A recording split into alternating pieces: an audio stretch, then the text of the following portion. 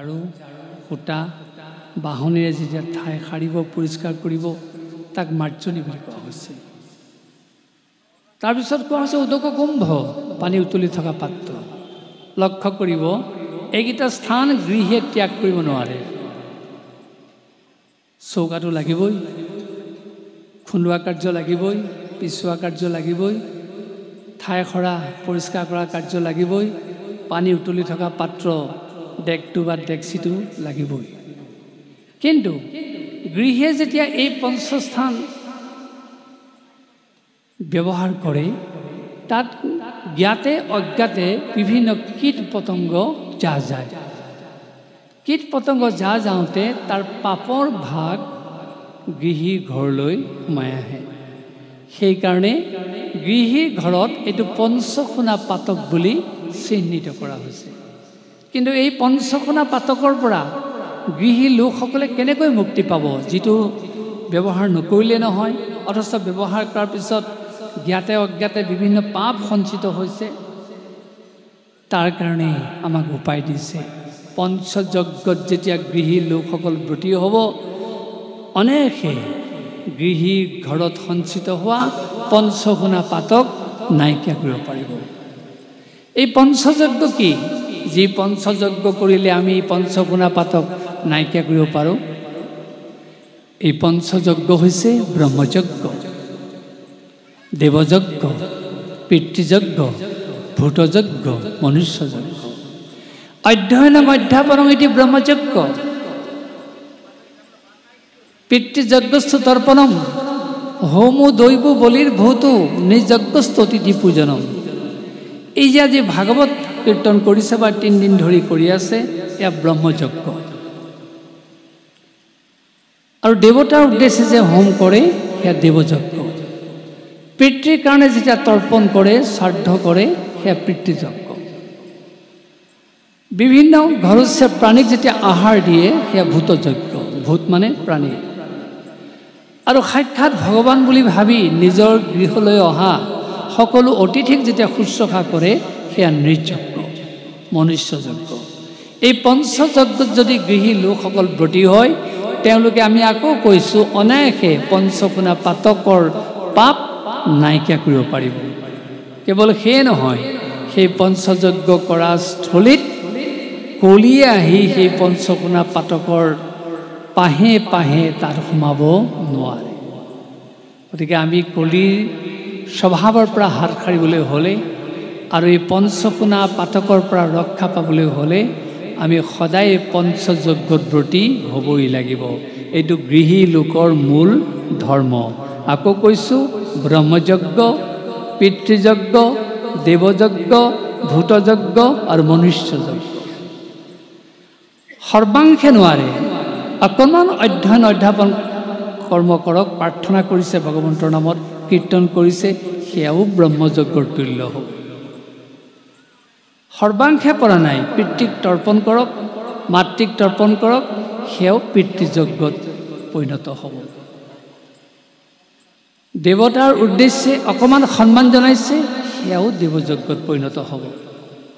আৰু বিভিন্ন পোহনীয়া জন্তুক আহাৰ প্ৰত্যেক দিনে অকণমান হ'লেও প্ৰদান কৰিছে, সেয়াও হ'ব ভূতযজ্ঞ।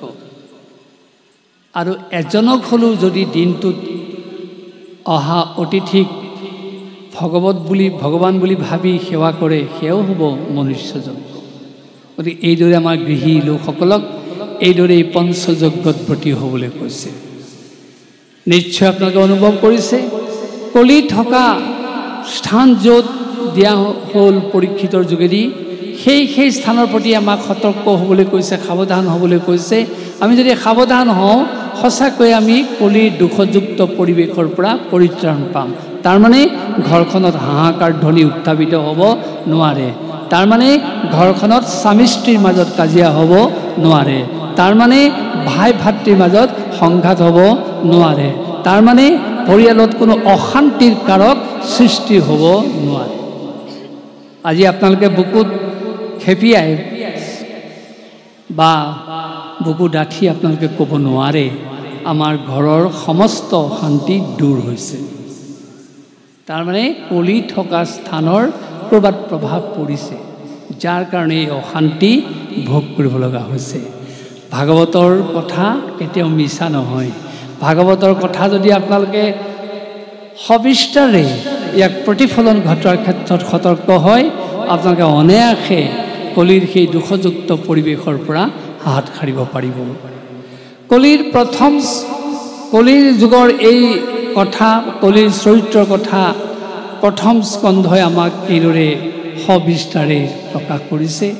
সেয়ে প্ৰথম স্কন্ধৰ পৰীক্ষিতৰ কাহিনীটো, কলি সংযুক্ত কাহিনীটো আমাৰ বাস্তৱ জীৱনৰ কাৰণে অতি এটা প্ৰাসংগিক কাহিনী। তাৰপিছত যদি আমি দ্বিতীয় স্কন্ধলৈ যাওঁ, তাত কি শিক্ষা পাম চাওক। দ্বিতীয় স্কন্ধত আছে মূলতঃ ব্ৰহ্মাণ্ড ৰচনাৰ কথা, সৃষ্টি ৰচনাৰ কথা। সেই দ্বিতীয় স্কন্ধত আছে ভগৱন্তৰ অনুকীৰ্তনৰ কথা। দ্বিতীয় স্কন্ধত আছে নাৰদ ব্ৰহ্ম সংবাদৰ কথা। আনুষংগিক আৰু কথা আছে, কিন্তু এইখিনি কথাই দ্বিতীয় স্কন্ধৰ মূল পৰিচয় প্ৰদান কৰে। দ্বিতীয় স্কন্ধৰ যিটো মূল সৃষ্টিতত্ত্ব, ব্ৰহ্মাণ্ড ৰচনাৰ ক্ৰম, সেইটো আমাৰ জীৱনৰ লগত সম্পৰ্ক আছে। অৰ্থাৎ ভাগৱতৰ 10টা লক্ষণৰ কথা কোৱা হৈছে। সেই 10টা লক্ষণে হৈছে সৃষ্টি প্ৰক্ৰিয়াৰ পৰিৱেশ। সেই 10টা লক্ষণ কি? সৰ্গ, বিসৰ্গ, স্থান, উটি, পোষণ, মনন্তৰ, ঈশানুকথা, নিৰোধ, আশ্ৰয়, মুক্তি। সৰ্গ মানে সৃষ্টি। ভগৱানে পোনে পোনে যিটো সৃষ্টি কৰিছে সৰ্গ। ভগৱন্তৰ আদেশ অনুযায়ী ব্ৰহ্মাই যিটো আকৌ পুনৰ সৃষ্টি কৰিলে বিসৰ্গ। আৰু যিবিলাক জীৱ সৃষ্টি কৰিলে, য'ত স্থান দিলে তাকে স্থিতি বুলি কোৱা হৈছে। আৰু সেই জীৱসকলৰ ভৰণ পোষণৰ যিটো ব্যৱস্থা কৰি দিয়া হ'ল, সেইটোৱে হ'ল পোষণ। আপোনালোকে জানে, চৰাই এজনী জন্ম হোৱাৰ লগে লগে কি খাব লাগে ব্যৱস্থা দিয়া হ'ল। পশু এটা জন্ম দিয়া হৈছে, কি খাব লাগে ব্যৱস্থা দিয়া হ'ল। মানুহৰ জন্ম দিয়া হৈছে, কি আহাৰ গ্ৰহণ কৰিব লাগে ব্যৱস্থা দিয়া হ'ল। এইটো পোষণ বুলি কোৱা হৈছে। তাৰপিছত উটি, যিটো কৰ্মৰ প্ৰবাহ, যিটো কৰ্মৰ সোঁত চলি থাকে প্ৰাণীৰ মাজত, তাকে উটি বুলি কোৱা হৈছে। তাৰপিছত কোৱা হৈছে মনন্তৰ, যি মনুৱে যি শাসন কৰিলে, যাৰ যোগেদি আমি পৰিশীলিত জীৱনৰ আৰ্হি পাওঁ, তাক মনন্তৰ বুলি কোৱা হৈছে। তাৰপিছত ঈশানুকথা, যিটো পোনে পোনে ঈশ্বৰৰ কথা আৰু ঈশ্বৰৰ পাৰ্ষদসকলৰ কথা য'ত থাকে, তাকে কোৱা হৈছে ঈশানুকথা। তাৰপিছত নিৰোধ মানে বন্ধ হৈ যোৱা যিটো পৰিৱেশ। ভগৱানে নিজেই সৃষ্টি কৰিলে, স্থিতি পালন কৰিলে, আকৌ সংহাৰ কৰি যেতিয়া শুই থাকে, সেইটোকে নিৰোধ বুলি কোৱা হৈছে। বন্ধ প্ৰক্ৰিয়া।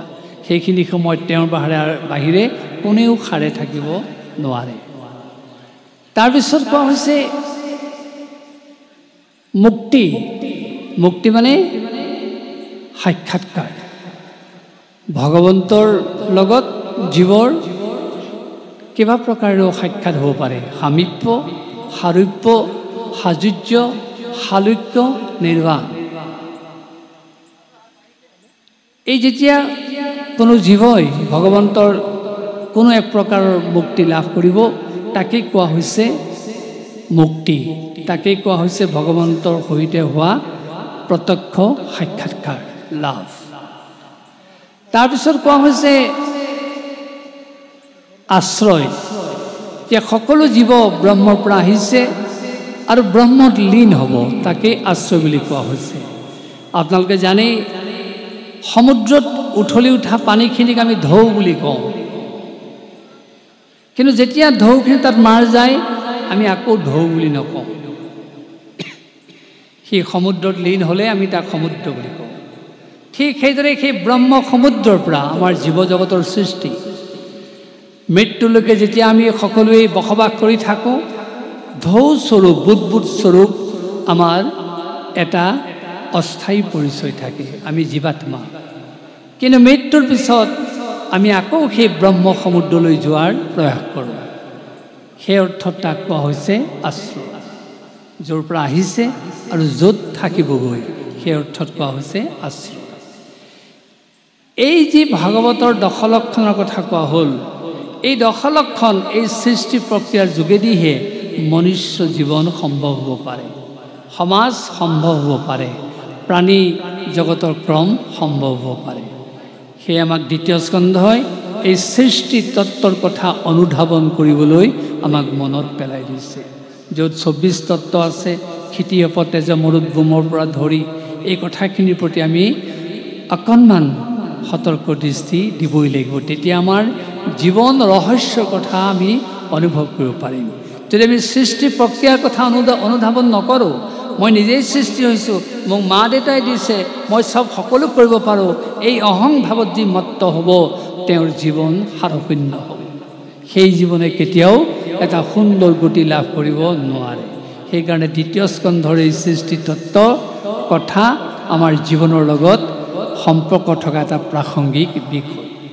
তাৰপিছত যদি আমি তৃতীয় স্কন্ধ আলোচনা কৰি চাওঁ, তাত মূলতঃ কি পাম চাওক, মত্যবিদুৰ সংবাদৰ কথা, উদ্ধৱবিদুৰ সংবাদৰ কথা, আৰু সেই তৃতীয় স্কন্ধত আছে বৰা অৱতাৰৰ কথা, হিৰণ্যকশিপু হিৰণ্যাক্ষৰ জন্মৰ কথা। সেই তৃতীয় স্কন্ধত আছে দেৱতাৰ জন্মৰ কথা, অসুৰ দৈত্য দানৱৰ জন্মৰ কথা, তৃতীয় পশু পক্ষীৰ জন্মৰ কথা, মানুহৰ জন্মৰ কথা। ব্ৰহ্মাই যিদিনাখন তেওঁৰ অৰ্ধ শৰীৰৰ পৰা মনু আৰু ইটো অংগৰ পৰা শতৰপাৰ সৃষ্টি কৰিলে, তাতেই সৃষ্টি হ'ল মানুহৰ আদি বংশৰ জীৱন। আৰু সেই তৃতীয় স্কন্ধতে আছে কপিল দেৱহূতিৰ সংবাদৰ কথা। আৰু সেই তৃতীয় স্কন্ধতে আছে আত্মতত্ত্বৰ দৰ্শনৰ কথা। সেই কপিল দেৱহূতিৰ যিটো আখ্যান, তাতে আত্মতত্ত্বৰ কথা আছে। আত্মাটো কি, আত্মা ক'ৰ পৰা আহিছে, আত্মাই কোন সজাৰ আশ্ৰয় লয়, আত্মাই কেতিয়া জীৱাত্মাৰ পৰিচয় লাভ কৰে, আত্মাৰ স্বৰূপ কেনেকুৱা, আত্মাৰ গতি কি, এই গোটেই কথাখিনি কপিলদেৱে মাতৃ দেৱহূতিৰ সন্মুখত দাঙি ধৰিছে। আৰু যেতিয়াই মানুহৰ আত্মদৰ্শন উপলব্ধি হ'ব, তেতিয়াই মানুহে অহমিকা ভাৱৰ পৰা ওলাই সামূহিক চেতনাৰে উদ্বুদ্ধ হ'ব। সেইকাৰণে কপিল দেৱহূতিৰ যিটো আখ্যান তৃতীয় স্কন্ধত আছে, সেইটো আমাৰ অতি প্ৰয়োজনীয় আখ্যান। তাৰপিছত যদি আমি চতুৰ্থ স্কন্ধ আলোচনা কৰি চাওঁ, তাত মূলতঃ কি আছে চাওক, চতুৰ্থ স্কন্ধত আছে দক্ষ যজ্ঞৰ কাহিনী। চতুৰ্থ স্কন্ধত আছে ধ্ৰুৱ চৰিত্ৰৰ কাহিনী। চতুৰ্থ স্কন্ধত আছে বেন ৰজাৰ কাহিনী। চতুৰ্থ স্কন্ধত আছে পৃথুৰ উপাখ্যান। আৰু সেই চতুৰ্থ স্কন্ধত আছে পুৰঞ্জনৰ আখ্যান। এই যে চতুৰ্থ স্কন্ধত দক্ষ যজ্ঞ আছে, সেই দক্ষ যজ্ঞৰ কাহিনী আমাক কি শিক্ষা দিছে চাওক, সামাজিক মূল্যবোধৰ শিক্ষা দিছে দক্ষ যজ্ঞই। আপোনালোকে সকলোৱে দক্ষ যজ্ঞৰ কাহিনী জানে। সতীয়ে যেতিয়া দেহত্যাগ কৰিছে কিহৰ কাৰণে, সামাজিক মূল্যবোধ ৰক্ষা কৰিবৰ কাৰণে। কাৰণ নিজৰ ধৰ্মপত্নীৰ সন্মুখত স্বামী মহাগুৰু, সেই মহাগুৰুক যদি কোনোবাই ভৰ্ৎসনা কৰে, তাতোতকৈ আৰু ধৰ্মপত্নীগৰাকীৰ কাৰণে দুখ থাকিব নোৱাৰে, অপৰাধ থাকিব নোৱাৰে। সেইকাৰণে সেই সতীৰ সন্মুখত তেওঁৰ স্বামী শিৱৰ যেতিয়া নিন্দা কৰিলে দক্ষই, তাৰ প্ৰতিবাদ কল্পে তেওঁ অন্য উপায় নাপায় যোগমুদ্ৰাৰে সতীয়ে দেহত্যাগ কৰি সেই প্ৰতিবাদ সাব্যস্ত কৰিলে। অৰ্থাৎ আমাৰ সমাজত মূল্যবোধ আছে, জ্যেষ্ঠজনক সন্মান জনোৱা, গুৰুক ভক্তি কৰা, স্বামীক মহাগুৰু বুলি ভাবা। এই কথাবিলাকৰ যদি আমাৰ গুৰুত্ব নাথাকে, তেতিয়াহ'লে সমাজখন অস্থিৰ হৈ যাব। কাৰণ সামাজিক মূল্যবোধেৰেহে এখন সমাজ শৃংখলিত হৈ থাকিব পাৰে। সেই সামাজিক মূল্যবোধৰ শিক্ষা গ্ৰহণ কৰিবৰ কাৰণে দক্ষ যজ্ঞৰ যোগেদি আমাক সেই শিক্ষা দিয়া হৈছে। আৰু তাতে আছে বেন ৰজাৰ কাহিনী। আপোনালোকে জানে বেন কেনেকৈ কিমান অত্যাচাৰী হ'ল। পৃথুৰ কাহিনী জানে সেই বেনৰ পৰাই পৃথুৰ সৃষ্টি হ'ল তেওঁৰ বাহু মন্থন কৰি কৰি ঋষিসকলে সৃষ্টি কৰিলে সেই পৃথু কিন্তু ঈশ্বৰৰ সন্তান ৰূপে পৰিগণিত হ'ল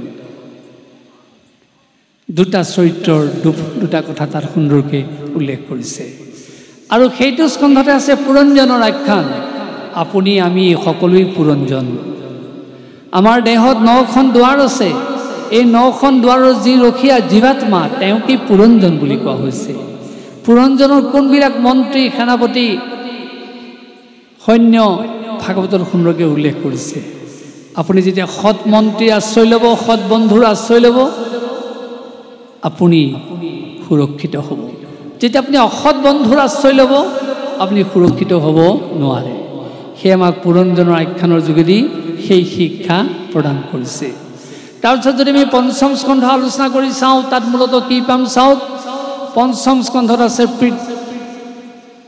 প্ৰিয়ব্ৰতৰ আখ্যানৰ কথা সেই পঞ্চম স্কন্ধত আছে ভৰতৰ আখ্যানৰ কথা সেই পঞ্চম স্কন্ধত আছে নাভিৰ আখ্যানৰ কথা আৰু সেই পঞ্চম স্কন্ধত আছে প্ৰকৃতিৰ বৰ্ণনাৰ কথা পৰ্বত পাহাৰ নদী দ্বীপ উপদ্বীপ বদ্বীপৰ সৃষ্টিৰ কথা সেই পঞ্চম স্কন্ধৰ আমি বাকীবিলাক কথালৈ যাব খোজা নাই প্ৰকৃতিয়ে আমাক কি শিক্ষা দিছে আমি সেই কথাটো ক'বলৈ বিচাৰিছোঁ পৰোপকাৰায় বহন্তি নদ্যাঃ পৰোপকাৰায় দুধন্তি গাৱঃ পৰোপকাৰায় ফলন্তি বৃক্ষাঃ পৰোপকাৰায় শৰীৰমেত অৰ্থাৎ প্ৰকৃতিৰ উৎপন্ন সকলো সম্পদৰে সৃষ্টিৰ উদ্দেশ্য পৰোপকাৰ এই প্ৰকৃতিৰ মাজত বুকু নৈখন যে বৈ গৈছে উদ্দেশ্য কি পৰোপকাৰ আপুনি যি স্কিম যি আঁচনিৰ যোগেদি পানী নানক কিয় পানীৰ উৎস নৈখন আৰু নৈখন যে বুৱতীৰ ওপৰত বৈ আছে উদ্দেশ্য পৰোপকাৰ কাৰণ নৈৰ পানী খাই প্ৰাণীয়ে প্ৰাণ ধাৰণ কৰে যদি নৈখন বুৱতীৰ ওপৰত নাথাকে পানী শুকাই যাব প্ৰাণীৰ প্ৰাণ ধাৰণ সম্ভৱ নহ'ব সেইকাৰণে নদীখনেও পৰোপকাৰী চিন্তাতে অনবৰতে বৈ আছে ঠিক সেইদৰে কোৱা হৈছে পৰোপকাৰে দুধন্তি গাৱঃ তাতো লক্ষ্য কৰিব গাইজনীয়ে লিটাৰ লিটাৰ গাখীৰ দিছে কিন্তু গাইজনীয়ে এটোপা গাখীৰো নিজে পান কৰা নাই সেই গাখীৰ খাই অমৃতস্য পুত্ৰা মানুহে এই পৰিচয় দিবলৈ সমৰ্থ হ'ব পাৰে অৰ্থাৎ গাইজনীয়েও গাখীৰ দিয়াৰ উদ্দেশ্য পৰোপকাৰ ঠিক সেইদৰে কোৱা হৈছে পৰোপকাৰায় ফলন্তি বৃক্ষাঃ গছজোপাই লোমালোমে ফল দিছে তাৰ উদ্দেশ্য পৰোপকাৰ তাতো লক্ষ্য কৰিব গছজোপাই লোমালোমে ফল দিছে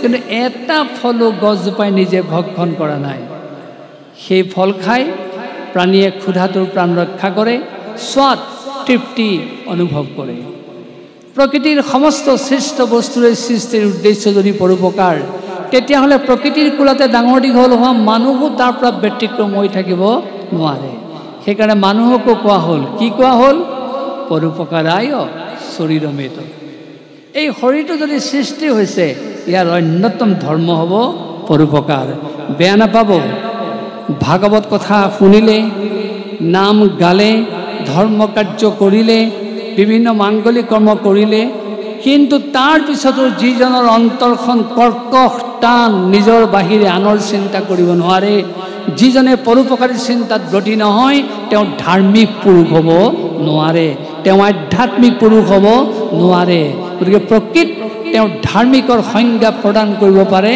পৰোপকাৰী চিন্তাই সেয়ে আমাক ভাগৱতে বিশেষকৈ পঞ্চম স্কন্ধই এই পৰোপকাৰী চিন্তাত ব্ৰতী হ'বলৈ কৈছে আৰু এই চিন্তাত যেতিয়া মানুহ সৰ্বাংশে ব্ৰতী হ'ব সেয়াই হ'ব মানুহৰ মুখ্য ধৰ্ম তাৰপিছত যদি আমি ষষ্ঠ স্কন্ধ আলোচনা কৰি চাওঁ তাত মূলতঃ কি পাম চাওক অজামিল আখ্যানৰ কথা চিত্ৰকেতুৰ জন্ম আৰু বধৰ কথা আৰু বৃত্তাসুৰৰ জন্ম আৰু বধৰ কাহিনী সেই ষষ্ঠ স্কন্ধত যি অজামিল আখ্যানৰ কথা কোৱা হৈছে আমি আৰম্ভণিতে কৈছিলোঁ কলিযুগত হৰিনাম মূল মন্ত্ৰ আমাৰ গতি দিয়াৰ সেই গতি দিয়াৰ মূল মন্ত্ৰৰ কথা অজামিল আখ্যানৰ সুন্দৰকৈ প্ৰকাশ কৰা হৈছে। আমি নামৰ যোগেদি আমি গতি লাভ কৰিব পাৰোঁ। উদাহৰণ অজামিল। তাৰপিছত যদি আমি সপ্তম স্কন্ধ আলোচনা কৰি চাওঁ, তাত আমি কি শিক্ষা পাম চাওক। সপ্তম স্কন্ধৰ হিৰণ্যকশিপু আৰু প্ৰহ্লাদৰ কাহিনীটোৱে হৈছে আজি সমাজ জীৱনৰ বিশেষকৈ আইসকলৰ কাৰণে বিশেষ প্ৰাসংগিক শিক্ষা থকা কাহিনী। পুৰুষসকলৰ কাৰণেতো হয়েই, আইসকলৰ কাৰণে বিশেষ শিক্ষা থকা কাহিনী। আপোনালোকে সকলোৱে জানে প্ৰহ্লাদ ভক্তিমন্ত, প্ৰহ্লাদ পৰম ভকত, পৰম বৈষ্ণৱ। কিন্তু প্ৰহ্লাদ ভক্তিমন্ত হ'ল কেনেকৈ? আমি হয়তো তপৰাই উত্তৰ দিম, মাতৃ কয়াধুৰ যোগেদি, সৎসংগ নাৰদৰ যোগেদি প্ৰহ্লাদ ভক্তিমন্ত হ'ল। আমি তেতিয়া ক'ম নেকি তেওঁৰ পিতৃ হিৰণ্যকশিপুৰৰ অকণো অৰিহণা নাই তেওঁৰ ক্ষেত্ৰত? আমি যদি কওঁ উত্তৰটো শুদ্ধ নহ'ব। কাৰণ ৰসাত ৰক্তু ততো মাংসা মাংসাত মেদু প্ৰজায়তে মেৰুষষ্ঠী ততো মজ্জা ততো শুক্ৰ সম্ভৱ। এই 7টা ধাতুৰে এটা সন্তান সৃষ্টি হ'ব পাৰে। পিতৃয়ে 4টা দিয়ে, মাতৃয়ে 3টা দিয়ে। প্ৰহ্লাদক সৃষ্টি কৰোঁতেও এই 7টা ধাতুৰেই সৃষ্টি কৰা হৈছে। তাৰমানে মাতৃয়ে দিয়াৰ লগতে পিতৃয়ে উঠিছে। আৰু যদি প্ৰহ্লাদ ভক্তিমন্ত হৈছে তেতিয়াহ'লে এই 7টা ধাতুৰ সম্পৰ্ক থাকিবই লাগিব। তথাপি কয়াধু সাৱধান হোৱাৰ কাৰণে তেওঁৰ স্বামী অবাতে যোৱাৰ পিছতো প্ৰহ্লাদক তেওঁ ভক্তিমন্ত কৰিবলৈ সমৰ্থ হ'ল। কেনেকৈ চাওক, এটা মনোৰম কাহিনী। আইসকলে ভালকৈ শুনিব, কামত দিব আপোনালোকক। যিদিনাখন হিৰণ্যকশিপুৱে তপস্যালৈ যোৱাৰ মন মেলিলে, তেতিয়া তেওঁ ৰাণী কয়াধুক মাতি আনি ক'লে, কয়াধু, কালিলৈ প্ৰত্যুষতে মই হিমগিৰিলৈ যাম, আৰু হিমগিৰিলৈ যোৱাৰ মোৰ উদ্দেশ্য তপস্যা। তপস্যাৰ উদ্দেশ্য অমৰত্ব বৰ লাভ কৰা। মই যদি মোৰ অমৰত্ব বৰ লাভ কৰোঁ, ইয়াতকৈ আৰু মোৰ জীৱনত শান্তি থাকিব নোৱাৰে। সেয়ে মই তোমাক কথাষাৰ ক'বলৈ আহিলোঁ। আৰু কিন্তু তুমি শুনা, মই যদি তপস্যাত সিদ্ধি লাভ নকৰোঁ, মই ৰাজ্যলৈ ঘূৰি নাহোঁ। আৰু তপস্যাৰে যদি মোৰ জীৱনটো পাঠ হয়, শেষ হয়, তাতো তুমি দুখ নকৰিবা। সেয়ে মই তোমাক কথাষাৰ ক'লোঁ। তেতিয়া ৰাণী কয়াধুৱে বিনীতভাৱেৰে মাত লগালে আৰু ক'লে, স্বামী স্বাগতম। আপোনাৰ এই পবিত্ৰ কাৰ্যক মই অতি শ্ৰদ্ধাৰে সমৰ্থন জনাইছোঁ। আপুনি ইমান এটা সুন্দৰ বাঞ্ছা কৰিছে, ইয়াতকৈ আৰু আমাৰ ৰাজ্যত কি ভাল কথা থাকিব পাৰে? আপুনি তপস্যালৈ গৈ তপস্যাত যদি অমৰত্ব বৰ লাভ কৰে, আমাৰ দৈত্য জাতি অমৰ হৈ যাব। ইয়াতকৈ আৰু ডাঙৰ বাৰ্তা থাকিব নোৱাৰে। সেয়ে মই আপোনাক অন্তঃকৰণেৰে সমৰ্থন জনাইছোঁ। আপোনাৰ কাৰ্যক আপুনি তপস্যালৈ যাওক। কিন্তু মোৰ এটা নিবেদন আছে। আপুনি নিজেই কৈছে আপোনাৰ এই তপস্যাৰ যাত্ৰা কিমান দীঘলীয়া হয় ঠিক নাই। ৰাজ্যলৈ আকৌ ঘূৰি আহে নে নাহে তাৰো নিশ্চয়তা নাই। সেই আজি দিনটো আপুনি অন্তত মোক দিয়ক, মই আপোনাক লৈ শান্তি লাভ কৰিম। তেতিয়া হিৰণ্যকশিপুৱে মানি ল'লে, বেছ কয়াধু, তোমাৰ কথাতেই মই মোৰ সমৰ্থন জনালোঁ। আজি দিনটো মই কেৱল তোমাৰ লগত থাকিম, মই কোনো আন চিন্তা নকৰোঁ। কথামতে কাম। ৰাতিপুৱাই হিৰণ্যকশিপু আৰু কয়াধু বহিলে। বাৰ্তালাপ আৰম্ভ হ'ল, বিভিন্ন কথা পাতিলে। কথা পাতি থাকোঁতে তেওঁলোকৰ চোতালত এজোপা গছৰ ডালত পৰি এটা শুক পক্ষীয়ে কেৱল নাৰায়ণ নাৰায়ণ নাৰায়ণ এই শব্দ উচ্চাৰণ কৰি আছে। দিন ভাগিলে, সন্ধিয়া লাগিলে, সন্ধিয়াও ভাগিলে। তাৰপিছত পুনৰ হিৰণ্যকশিপু কয়াধু বহিলে। তেতিয়া লাহেকৈ কয়াধুৱে মাত লগালে, স্বামী আপুনি মোক কথা এটা ক'ব লাগে। হিৰণ্যকশিপুৱে সুধিলে, কি ৰাণী কোৱা? তেতিয়া কয়াধুৱে ক'লে, আজি আপোনাৰ সহিতে যেতিয়া মই কথা পাতি আছোঁ, আমাৰ চোতালত গছৰ ডালত পৰি এটা চৰাই কেৱল এটা শব্দ উচ্চাৰণ কৰি আছিলে। মই যেনেকৈ শুনিছোঁ, মোৰ বিশ্বাস আপুনিও শুনিছে। কথাটো হয়নে? চৰাইটো যে এটা শব্দ কৰি আছিলে, আপুনি শুনিছিলেনে? তেতিয়া হিৰণ্যকশিপুৱে লাহেকৈ মাত লগালে, হয় কয়াধু, তুমি যেনেকৈ শুনিছা ময়ো শুনিছোঁ। তেতিয়া কয়াধুৱে পুনৰ প্ৰশ্ন কৰি তেওঁ ক'লে, স্বামী, তেতিয়াহ'লে আপুনি মোক এই মুহূৰ্তত এই কথা ক'ব লাগে, চৰাইটোৱে কি শব্দ উচ্চাৰণ কৰিছিলে? মিচিকিয়া হাঁহি মাৰি হিৰণ্যকশিপুৱে লাহেকৈ উত্তৰ দিলে, নাৰায়ণ বুলি কৈছিলে। প্ৰণিপাতেন পৰিপ্ৰশ্নেন সেৱয়া, প্ৰণিপাত কৰি কৰি অতি বিনয়েৰে আকৌ উপৰ্যুপৰি প্ৰশ্নৰ চলেৰে কয়াধুৱে হিৰণ্যকশিপুক সুধিলে, স্বামী, চৰাইটোৱে কি বুলি কৈছিলে? আকৌ হিৰণ্যকশিপুৱে একেধৰণে মিচিকা হাঁহিৰে উত্তৰ দিলে, ৰাণী, নাৰায়ণ বুলি কৈছিলে। এইদৰে গোটেই ৰাতি হিৰণ্যকশিপুৰ মুখৰ পৰা নাৰায়ণ নাৰায়ণ এই শব্দ উচ্চাৰণ কৰাই কয়াধুৱে তেওঁৰ গৰ্ভত প্ৰহ্লাদৰ বীজ ৰোপণ কৰিলে, যাৰ কাৰণে প্ৰহ্লাদ ভক্তিমন্ত হোৱাৰ ক্ষেত্ৰত আওপকীয়াকৈ হ'লেও পিতৃ তথা স্বামী হিৰণ্যকশিপুৰ অৰিহণা সংযোজিত হ'ল। সেয়ে আজি সন্তান জন্মৰ বেলিকা ৰাইসকলে কথা মনোযোগ দিবই লাগিব।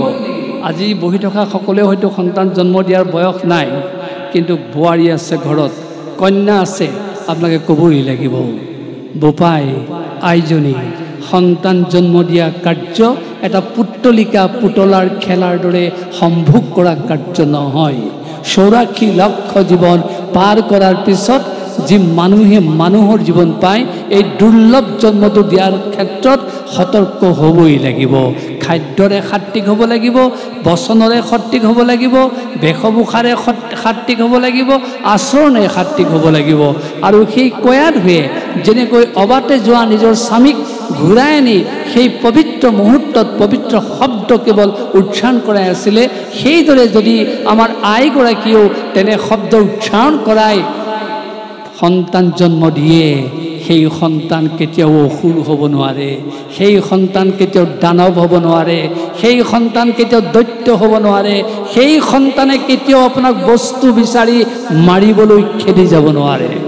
এই সপ্তম স্কন্ধৰ আখ্যানটো আজি সামগ্ৰিক সংসাৰখনৰ কাৰণে অত্যন্ত এটা প্ৰাসংগিক বিষয়। স্বামী স্ত্ৰী উভয়েই সাৱধান হ'ব লাগে।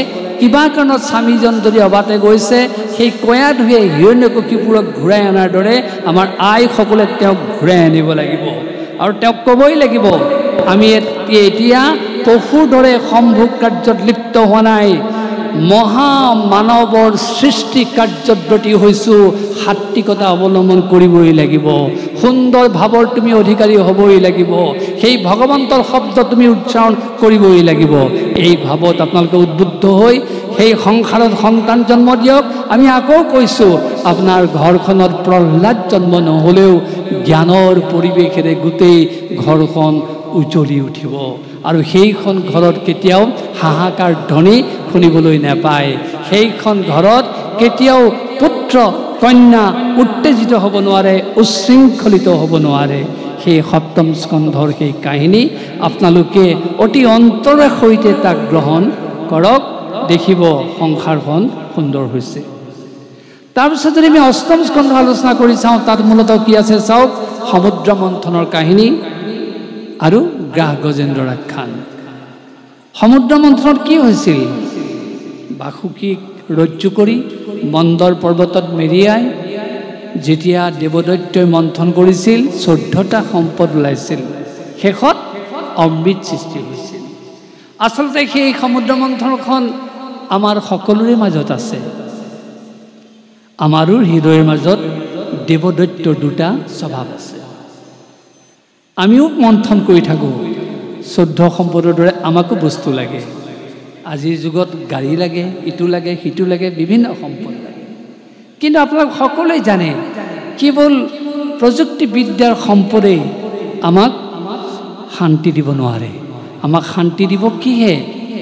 জ্ঞানে এই জ্ঞানক অমৃতৰ লগত তুলনা কৰা হৈছে সেই 14 সম্পদ সৃষ্টি হওঁতে শেষত যেনেকৈ অমৃত সৃষ্টি হ'ল যি অমৃতক লৈ দেৱদৈত্যৰ হাহাকাৰ লাগিছিলে সেই জ্ঞান অমৃত যদি আমি হৃদয়ৰ মাজত এই দেৱদৈত্যৰ স্বভাৱৰ মন্থনৰ মাজত যদি উদয় কৰিব পাৰোঁ নিশ্চয় এই জ্ঞান অমৃতে আমাক জীৱনৰ প্ৰকৃত সন্ধান দিব সেইকাৰণে আমাৰ হৃদয়ৰ মাজত আছে সমুদ্ৰ মন্থন এই সমুদ্ৰ মন্থন চলি আছে ঠিক সেইদৰে গ্ৰাহ গজেন্দ্ৰৰ যিটো আখ্যান আপোনালোকে জানে ত্ৰিকুট পৰ্বতত যি গ্ৰাহ গজেন্দ্ৰৰ জলকেলি হৈছিল তাত যি যুদ্ধ হৈছিল তাৰপিছত কি হ'ল গজেন্দ্ৰই শেষত তেওঁৰ নিজৰ মদমত্ততা পৰিহাৰ কৰি প্ৰভু ভগৱন্তৰ ওচৰত শৰণ ল'লে খুন্দে ধৰি পদ্মগত ওপৰক তুলি গজেন্দ্ৰে শৰণ লৈলা ত্ৰাহি হৰি বুলি ভগৱান আহি তেওঁৰ সন্মুখত থিয় হ'ল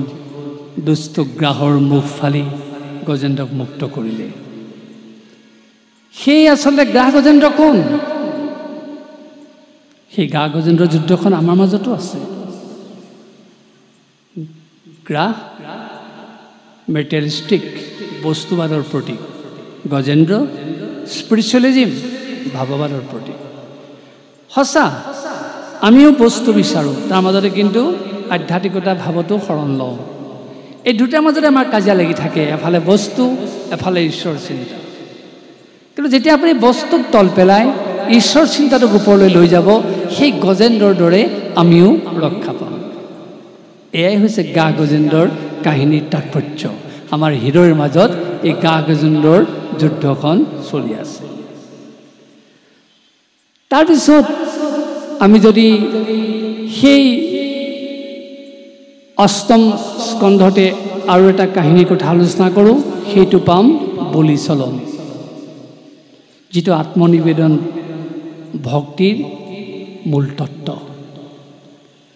দেখুৱাই দিছে যেতিয়ালৈকে অহংকাৰ থাকিব তেতিয়ালৈকে তেওঁ ভক্তিপৰায়ণ হ'ব নোৱাৰে যেতিয়া অহংকাৰ শূন্য হ'ব তেওঁ ভক্তিপৰায়ণ হ'ব পাৰে প্ৰথমতে বলিৰ অহংকাৰ আছিল যেতিয়া ভগৱন্তৰ তত্ত্ব বুজি পালে দুখন তেওঁ যেতিয়া কৈছিলে তোমাক কি লাগে যে মাত্ৰ মোক 3 পদ লাগে আৰু একো নালাগে তেতিয়া অহংকাৰত তেওঁ বলিয়ে ভাবি ল'লে 3 পদটো মোৰ কাৰণে কথা নাই যেতিয়া ঈশ্বৰে তেওঁক ক'লে মই 1 পদ দিলোঁ স্বৰ্গত এইটো পদ দিলোঁ মোৰ তৃতীয় পদটো দিবলৈ স্থান নাই তেতিয়াহে তেওঁ থৰ কাছতি হেৰালে শেষত আত্মনিবেদন পৰ্যায়ত উপনীত হৈ ভগৱন্তৰ মহিমাৰ কথা বুজি পাই তেওঁৰ শিৰটোকে পাতি দিলে প্ৰভু তুমি মোৰ শিৰৰ ওপৰত তৃতীয় চৰণখন থোৱা তেতিয়া ভগৱান বামন ৰূপী ভগৱানে লগে লগে তেওঁক ক'লে তথাস্তু বলি তোমাৰ ভক্তিত মই সন্তুষ্ট হ'লোঁ তোমাৰ দানত মই সন্তুষ্ট হ'লোঁ এতিয়া তোমাক কি বৰ লাগে কোৱা তেতিয়া বলিয়ে ক'লে মোক একো নালাগে মোক য'ত থাকিবলৈ তুমি দিবা তাৰ তুমি দুৱাৰৰখী হৈ থাকিব লাগিব সেই আত্মনিবেদন পৰ্যায়ৰে বলিয়ে ভগৱন্তক বন্দী কৰি পেলালে সেইকাৰণে হোটেলত থকাৰ মুহূৰ্ততো তেওঁৰ দুৱাৰমুখত ভগৱান এতিয়াও দুৱাৰৰখীয়া হৈ আছে এয়া কিহৰ কাৰণে সম্ভৱ হ'ল আত্মনিবেদন ভক্তিৰ যোগেদি গতিকে আমি যেতিয়া ভগৱন্তক আত্মনিবেদন কৰিব জানিম আমি সৰ্বাংশে শান্তি লাভ কৰিম আনে নালাগে ভগৱন্তকো আমি বচ্ছাধীন কৰিব পাৰিম আমি যে কওঁ ভগৱন্ত ভকতৰ বৈশ্য ভগৱান এনে ক'লেতো নহ'ব এই আত্মনিবেদন পৰ্যায়ৰ ভক্তিৰেহে আমি তেওঁক বচ্ছাধীন কৰিব পাৰিম আমাৰ নিয়ন্ত্ৰণ কৰিব পাৰিম ঠিক তেনেকৈ নৱম স্কন্ধ যদি আমি আলোচনা কৰি চাওঁ তাত মূলতঃ কি আছে চাওক তাৰ কি শিক্ষা আছে আমাৰ সমাজ জীৱনৰ কাৰণে নৱম স্কন্ধত আছে বিভিন্ন বংশৰ পৰিচয় ৰাজবংশৰ পৰিচয় চন্দ্ৰবংশৰ পৰিচয় সূৰ্যবংশৰ পৰিচয় মনু বংশৰ পৰিচয় যদু বংশৰ পৰিচয় ইয়াৰ ভিতৰত সূৰ্যবংশৰ যিটো মূল সিদ্ধান্ত সেইটো আমাৰ সমাজ জীৱনৰ কাৰণে অতি শিক্ষণীয় আদৰ্শ কাৰণ সূৰ্যবংশৰ ৰজা ৰাম সূৰ্যবংশৰ ৰজা হৰিচন্দ্ৰ তেওঁলোকৰ জীৱনত বহুত বিপৰ্যয় আহিলে কিন্তু সত্যক ত্যাগ নকৰিলে আৰু যাৰ কাৰণে তেওঁলোকৰ সূৰ্যবংশ সদায় জিলিকি থাকিলে আৰু তেওঁলোকে বিপৰ্যয়ৰ সন্মুখীন হৈছে যদিও তেওঁলোক জয় হ'ল তেওঁলোকৰ পৰাজয় হোৱা নাই। আমাকো সেইটো কথা কোৱা হৈছে, আমিও বহুতো দুৰ্যোগ ধুমুহাৰ সন্মুখীন হ'ব পাৰোঁ, কিন্তু সত্যক যেতিয়া আমি সাৱটি ল'ম, এই সত্যই আমাকো এদিন ৰক্ষা কৰিব। তাৰপিছত যদি আমি দশম স্কন্ধ আলোচনা কৰি চাওঁ, তাত মূলতঃ কি আছে চাওক। সেই দশম স্কন্ধত আছে ভগৱান শ্ৰীকৃষ্ণৰ জন্ম ৰহস্যৰ কথা। আমি আগতে কৈছোঁ 4 লীলাৰ কথা। আৰু সেই দশম স্কন্ধত আছে পাৰিজাত হৰণৰ কথা, ৰুক্মিণী হৰণৰ কথা, জৰাসন্ধ বধৰ কথা, নৰকাসুৰ বধৰ কথা, কংস বধৰ কথা, কালযবন বধৰ কথা, সুধম্না আখ্যানৰ কথা। আৰু সেই দশম স্কন্ধত আছে যাক ভাগৱতৰ মহাপ্ৰাণ বুলি কোৱা হয়, ৰাসলীলাৰ কথা। বাকীবিলাক কথালৈ আমি নাযাওঁ। ৰাসলীলাৰ তাৎপৰ্যটো চমুকৈ কৈছোঁ। গোপীসকল জীৱাত্মা, কৃষ্ণ পৰমাত্মা। সেই জীৱাত্মাৰূপী গোপীসকলে কৃষ্ণক পাবৰ কাৰণে যিটো প্ৰয়াস কৰিছিলে, শেষত যিদৰে কৃষ্ণত বিলীন হ'ল, এয়াই হৈছে ৰাস। আমাৰো আজি জীৱ জগতৰ সেইটোৱে লক্ষ্য হোৱা উচিত যে আমাৰ জীৱনেই কামনা বাসনা নাথাকক, আমি প্ৰত্যেকগৰাকী জীৱাত্মাই সেই পৰমাত্মাৰ সান্নিধ্য লাভ কৰিব পাৰিলেহে জীৱন কৃতাৰ্থ হ'ব। তাৰ কাৰণে আমি যি ৰসত দ্ৰৱীভূত হৈ, অৰ্থাৎ ভক্তি ৰসত দ্ৰৱীভূত হৈ সেই কৃষ্ণক বিচাৰিবলৈ চেষ্টা কৰিম, সেয়াই হ'ব ৰাস। যেতিয়া আপুনি সেই উদ্দেশ্যত উপনীত হ'ব, স্বহং তেওঁ আৰু মোৰ মাজত পাৰ্থক্য নাথাকিব, সেইদিনাখনেই আপুনি মহাৰাস উপভোগ কৰিব পাৰিব। আপোনালোকে জানে ৰাস আৰু মহাৰাস দুটা শব্দ। সেই মহাৰাস সেইদিনাহে উপভোগ কৰিব পাৰিব। স্বহং তেওঁ মোৰ মাজত পাৰ্থক্য নাথাকিব। অৰ্থাৎ গোপীসকলৰ প্ৰথম অহংকাৰ আছিলে, পিছত যেতিয়া গম পালে সকলোখিনি ত্যাগ কৰি তেওঁৰ চৰণত লীন হ'ল, তেতিয়াই মহাৰাস আৰম্ভ হৈছে। আৰু এই মহাৰাস পৰ্যায়ত আপুনি উপনীত হ'লে আপোনাৰ কোনো হাহাকাৰ ধ্বনি উত্থাপিত হ'ব নোৱাৰে। তাৰপিছত যদি আমি একাদশ স্কন্ধ আলোচনা কৰি চাওঁ, তাত মূলতঃ কি আছে চাওক। নিমি নৱ সিদ্ধ সংবাদৰ কথা, ভক্তি তত্ত্বৰ কথা। একাদশ স্কন্ধত আছে কৃষ্ণ উদ্ধৱ সংবাদৰ কথা। একাদশ স্কন্ধত আছে শ্ৰীকৃষ্ণৰ বৈকুণ্ঠ প্ৰয়াণৰ কথা। একাদশ স্কন্ধত আছে ব্ৰাহ্মণ ঋষিৰ দ্বাৰা যদুবংশৰ অভিসম্পাতৰ কথা। আমি আগতেই কৈছোঁ যদুবংশ কেনেকৈ অকালতে নিৰ্মূল হ'ল, গতিকে সেই কথা সুন্দৰকৈ একাদশ স্কন্ধত উল্লেখ কৰিছে। আৰু বিশেষকৈ কৃষ্ণ উদ্ধৱ যিটো সংবাদ, তাত আমাৰ সাংসাৰিক জীৱনৰ চলন্ত মাৰ্গৰ কথা প্ৰকাশ কৰিছে। এটা সাধন মাৰ্গ, এটা সাধ্য মাৰ্গ। আমি চকুকেইটা মদিয়েই যদি ভগৱন্তক দেখা পাওঁ, সাধন মাৰ্গলৈ যাব নালাগে। কিন্তু যেতিয়ালৈকে আমি তেওঁক দেখা নাপাম, তত্ত্ব অনুভৱ কৰিব নোৱাৰিম, হৃদয় ৰোমাঞ্চিত নহ'ব তেওঁৰ শব্দ উচ্চাৰণ কৰাৰ লগে লগে, সেইদিনাখনলৈকে আমি সাধন মাৰ্গত থাকিবই লাগিব। অৰ্থাৎ কৰ্ম সাধন প্ৰক্ৰিয়া, কৰ্ম সাধন প্ৰক্ৰিয়াৰহে, সাধন মাৰ্গৰেহে আমি ভগৱন্তৰ চৰণত বিলীন হ'ব পাৰিম। সেয়ে আমাক সাংসাৰিক জীৱনত এই সাধন মাৰ্গৰ আশ্ৰয় ল'বলৈ কৈছে। তাৰ মাজতেই আমাক নিৰ্লিপ্ত জ্ঞান অৰ্জন কৰিবলৈ কৈছে। কেনেকৈ জানেনে? গাখীৰ আৰু পানী মিশ্ৰণ কৰি দিয়ক, একেকাৰ হৈ যাব। সেই গাখীৰ পৰা মাখন প্ৰস্তুত কৰি আপুনি পানীত দি দিয়ক, সেই পানীয়ে কেতিয়াও আপোনাৰ মাখন লৰাব নোৱাৰে। তেনেকৈ আমাকো কোৱা হৈছে, তুমি সংসাৰতে থাকা, সংসাৰৰে কৰ্ম কৰা, কিন্তু নিষ্পৃহ হৈ কৰ্ম কৰা। লক্ষ্য উদ্দেশ্য থাকিব, সন্তান উৎপাদন কৰিবা, তাক পৰিচালনা কৰিবা, সংসাৰখন সুন্দৰকৈ আগুৱাই নিবা, তোমাক ধন টকা পইচা সকলো লাগিব, তাৰ মাজতো তুমি নিৰ্লিপ্ত হৈ কৰা। যিটো ভগৱান কৃষ্ণ অৰ্জুনক কৈছিলে যে তুমি যি কৰ্ম কৰা মোটেই সমৰ্পণ কৰি কৰ্ম কৰা, আৰু তাৰ ফল তুমি অৱশ্যম্ভাৱী লাভ কৰিবা। তুমি যদি ফলাকাংক্ষা কৰিহে কেৱল কৰ্ম কৰা, কেতিয়াও তুমি সুস্থ পথেৰে গতি কৰিব নোৱাৰিবা। সেয়ে সংসাৰত থকা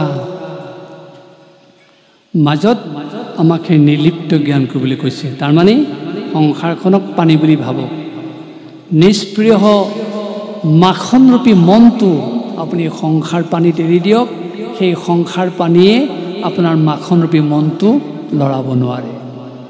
সেয়ে আমাক এই একাদশ স্কন্ধৰ যোগেদি, সাধন মাৰ্গৰ যোগেদি সেই কৰ্মৰ সন্ধান দিছে আমি কি কৰ্ম কৰিম, কেনেকৈ কৰ্ম কৰিম, সংসাৰ পথত আমি কেনেকৈ চলিম।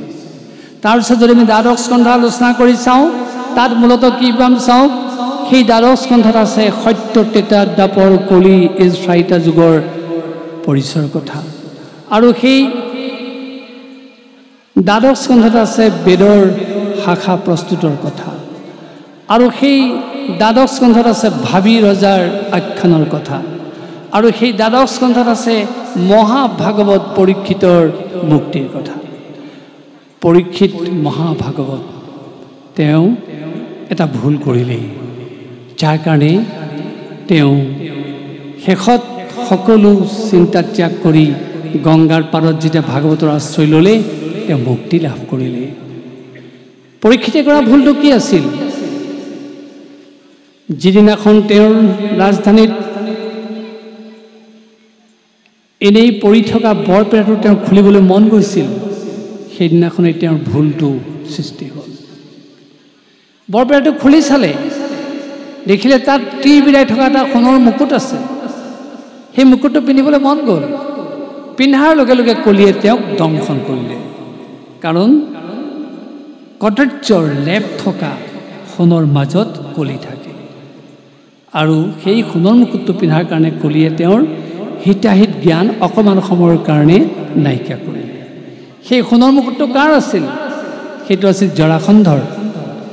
যিদিনাখন ভীমে জৰাসন্ধক বধ কৰি, তেতিয়া যুধিষ্ঠিৰে সকলোকে সাৱধান কৰি কৈছিল যে এই সোণৰ মুকুটটো কোনেও নিপিন্ধিবা, কাৰণ ইয়াত সহস্ৰ যুৱক, সহস্ৰ যুৱতীক বধ কৰাৰ কদৰ্য ক্লেদ লাগি আছে, আৰু বিভিন্নজনক অত্যাচাৰ কৰাৰ সেই ক্লেদ আছে, তোমালোকে কোনেও নিপিন্ধিবা।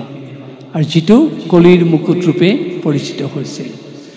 আৰু যেতিয়াই সেই মুকুটটো পিন্ধিলে পৰীক্ষিতে, তেওঁৰ মৃগয়া তৃষ্ণা আহিল, আৰু তৃষ্ণাটোৰ প্ৰাণ তেওঁৰ ব্যাকুল হ'ল।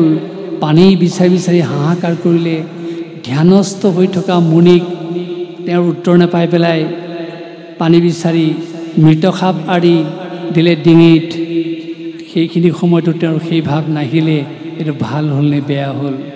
কিন্তু যেতিয়াই সমীক মুনিৰ পুত্ৰ শৃংগীয়ে সাপ দিলে, 7 দিনৰ ভিতৰত পৰীক্ষিতক দংশন কৰক, সেই শব্দ লৈ যেতিয়া তেওঁ ৰাজধানীলৈ ঘূৰি আহিল, সোণৰ মুকুটটো খুলি থ'লে, এটা এটাকৈ তেওঁৰ হিতাহিত জ্ঞান উদয় হ'ল।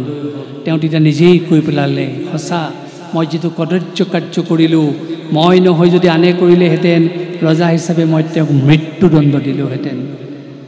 কিন্তু মই নিজেই কৰিলোঁ, কোনে মোক দণ্ড দিব? তেতিয়া তেওঁৰ নিজৰ দণ্ড তেওঁ নিজেই শিৰ পাতি ল'লে। ৰাজ্য চিন্তা, মায়া, মোহ চব ত্যাগ কৰিলে সকলো। আৰু তেতিয়া গংগাৰ পাৰত গৈ তেওঁ 7 দিন 7 ৰাতি উপবাসে থাকি ভাগৱত কথা শ্ৰৱণৰ মন মেলিলে। আৰু শুকদেৱে আহি 7 দিন 7 ৰাতি তেওঁক ভাগৱত শুনালে, আৰু শেষত পৰীক্ষিতে মুক্তি লাভ কৰিলে। গতিকে আপোনাসকলে গম পালে যে এই দ্বাদশ স্কন্ধৰ কাহিনীৰ যোগেদি আমাক কি শিক্ষা দিয়া হৈছে। বিশেষকৈ দ্বাদশ স্কন্ধৰ যোগেদি এইটো অমূল্য শিক্ষা দিয়া হ'ল, জ্ঞাতে অজ্ঞাতে মানুহে ভুল কৰিব পাৰে। ভুলৰ শুধৰণিস্বৰূপ সমাধি ভাগৱত। যি ভাগৱতৰ আশ্ৰয় ল'ব, তেওঁ জ্ঞাতে কৰা ভুলৰ শুধৰণি কৰিব পাৰিব, অজ্ঞাতে কৰা ভুলৰ শুধৰণি কৰিব পাৰিব। সেই পৰীক্ষিতে মুকুটটো যে পিন্ধিছিলে, তেওঁ অজ্ঞাত আছিল, তেওঁ জনা নাছিলে, তেওঁক সেই কথাটো কোনেও কোৱা নাছিলে।